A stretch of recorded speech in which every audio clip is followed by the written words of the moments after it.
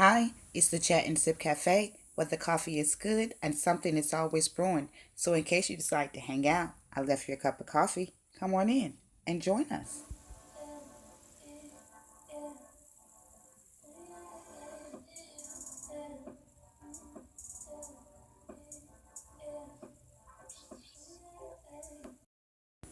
Well, all right, you guys, something is always brewing at the Chat and Sip Cafe, and coffee is always on deck. So, pour up a cup because this brew is hot. I want to begin by giving my condolences out to Laura London and Nipsey Hussle's family. I cannot imagine what they're going through right now. This is a very tough loss for everyone that knew Nipsey, that loved him. He was well loved within his community. He was trying to bring back positive change within his community and for his people. And it's unfortunate that he lost his life in a very senseless and tragic way. A lot of people have been coming out and saying really great things about Nipsey Hussle. I didn't really know a lot about Nipsey. I may have heard one or two of his songs in the past, but I'm not gonna front and act like I was just a Nipsey Hussle fan. But I am aware of who he was, but I just wasn't like, I don't know all his music, like a lot of people do. But again, my condolences goes out to his family. All right, so I want to talk about first. I want to talk about the video that's out of Nipsey getting killed. There's a lot of questions. Well, actually, there are just two questions that I have.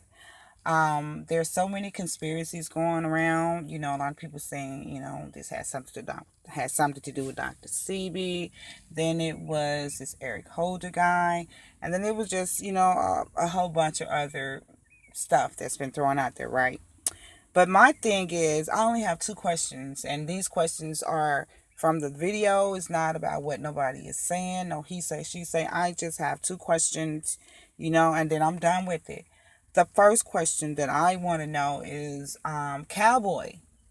He mentioned that he had stepped away from Nipsey for like 3 seconds. Okay.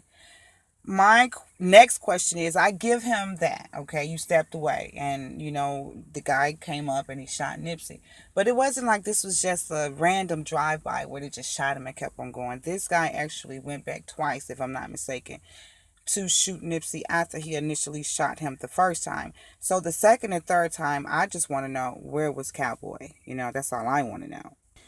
And the other question that I have is, why did the shooter have so much confidence walking up there to shoot this man? I mean, he had no idea that these men were not packing. Like, this was a suicide mission as far as he knew. But he walked up there with so much confidence, and he shot Nipsey several times, went back several times to shoot him, and then he walked away casually. He just had so much confidence. No one would have walked up in there with that much confidence unless they knew no one was packing. And the only way they would know that is if they had inside information saying, okay, these men are not packing, so you can come on and do your thing. Now, that's just what I'm saying. I'm not saying that this is what went down, but it just seems a little too convenient for me. I'm not really buying the snitching story either, but I'm not saying that it didn't happen, but it just doesn't make sense. But sometimes the truth doesn't make sense. Maybe all of this is true. But it's just the confidence that he had to come and shoot this. It was like he knew he wasn't gonna get shot. He knew wasn't nobody gonna mess with him. I don't know. Like I said, maybe it's just me. I just think that was just a little too much confidence because, I don't know if these guys are packing. I'm not just going to stroll on up there and just shoot somebody and then go back over there and shoot them again and then go back and shoot them again and then just stroll on out of there, and I'm still not knowing nobody is going to come after me. No, that was just too much confidence. So I don't know. Like I said, if he had that much confidence, it was an inside job. He knew, he was well aware, and he knew he was going to walk away. But anyway, that's my idea, my opinion. It's not law, so I don't need nobody coming over here. All right.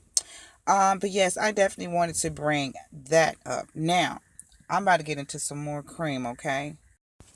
All right, y'all already know I earned my PhD from YouTube University. So y'all know I'm going to say something, right? All right, so I want to address this T.I., The Game, and Kodak Black drama that is unfolding on social media. All right, listen.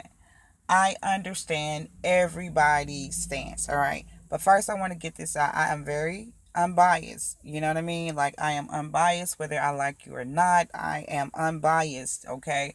I'm not going to stand for right or wrong only when it's convenient for me or when I like somebody. No, wrong is wrong, right is right. All right, so first, I want to begin with Mr. Kodak Black. She gonna be a whole widow out here. I'd be the best man I could be, fuck.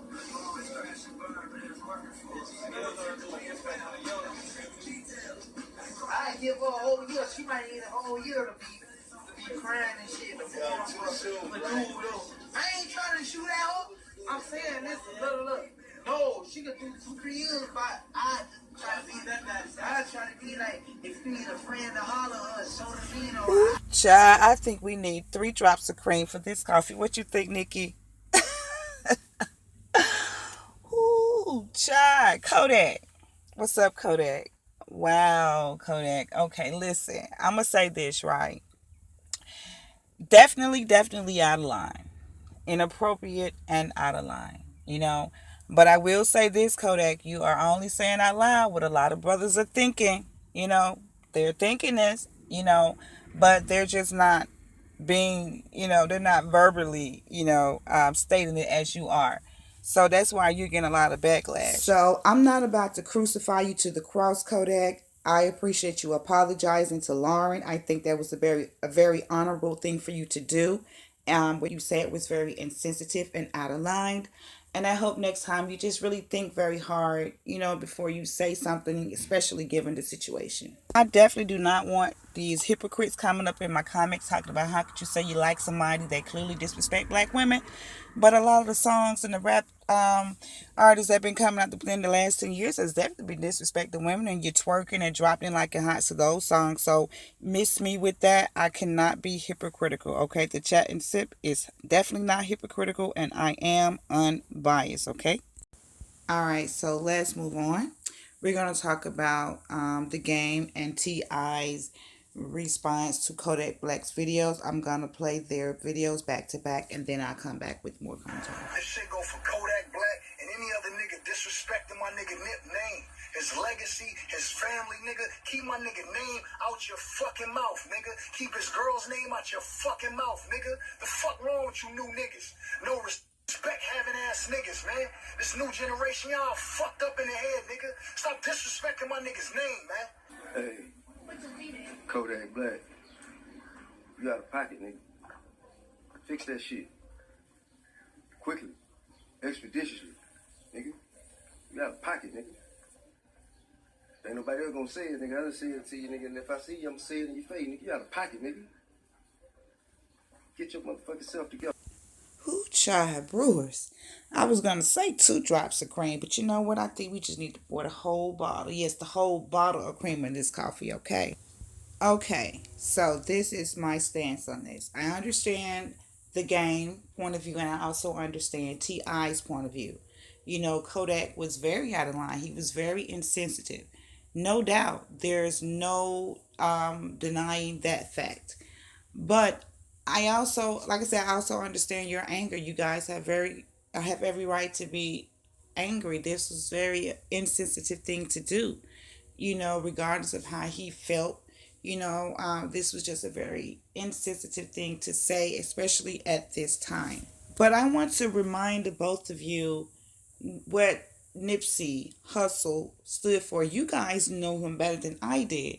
And he was trying to bring about change. He was trying to bring about peace. He was trying to bring understanding. He was trying to put an end to all of this violence that is going on within our black communities. It's already destroying us. All right. So I doubt very seriously that Nipsey would want this to transpire into anything no more than a few words being said in the heat of the moment and leave it at that. Because we have to realize Nipsey stood for something. And he would not want this type of behavior to be going on, even if Kodak was wrong. We know he was wrong. No doubt about it. He was wrong. But Nipsey himself, the stand-up guy that he was, he wouldn't have handled it this way. And you guys are OGs. You, Game, and T.I., you guys are OGs. So y'all need to be setting the example on how to handle conflict. And coming to social media with this aggressiveness and this tone is definitely not the right way to do it. Although I understand, I'm not saying y'all was wrong for feeling the way y'all feeling. No, I'm not going to say that. But the tone of the message and the way that it was brought about was wrong, because you guys have to accept the example the young bros coming about, because a lot of them don't know what it looks like to respect a woman. A lot of them don't know what it looks like. This is just normal behavior for some people, and I'm not condoning it. I'm not making excuses. But you guys are in a position to continue Nipsey's legacy. Nipsey was trying to put an end to violence. He was trying to put an end to how we handle conflict amongst each other. And I just think that the tone was definitely offsetting, because now Kodak is in a position to where he feel like he has to defend his honor or his ego. He feel like he has been called out. So y'all check out this video, and I'll be back with more cream. Hey, listen though. Hey, real shit, this gonna be my last time. It's gonna be my last time talking about this. If I disrespecting you, knowing nothing, in any shape or form, I'm sorry. Even though I didn't. And rest in peace to Doom. Y'all already know what I said. I said Doom encouraged me to do shit for the community. But anyhow, my bad to them two. But for all you other people like trying to fake act like y'all love one me on the internet or checking me on the internet, that's how y'all feel. Don't try to no boy me on the internet like, oh, motherfucker. Nigga, you could hit my line. He feel like he has been called out. So this could possibly escalate into something Nipsey definitely wouldn't want to happen. So I just feel like, I understand y'all's stance, but I just feel like maybe the message could have been delivered in a better way, and definitely not on social media, even though he came to social media. So that's all I have to say about that. As I said, I am very unbiased. I'm not taking anybody's sides. This is just my opinion. It's not law. So y'all, please do not come over here in my comments with any negative comments. I know everybody is entitled to their opinion. This is a public platform. However, I am not siding with anybody. I am only stating an opinion. I am unbiased, so it's okay to agree to disagree. All right, you guys, that is all the cream that I have for you today. But y'all know something is always brewing at the Chat and Sip Cafe. So come on back. Your cut will be waiting.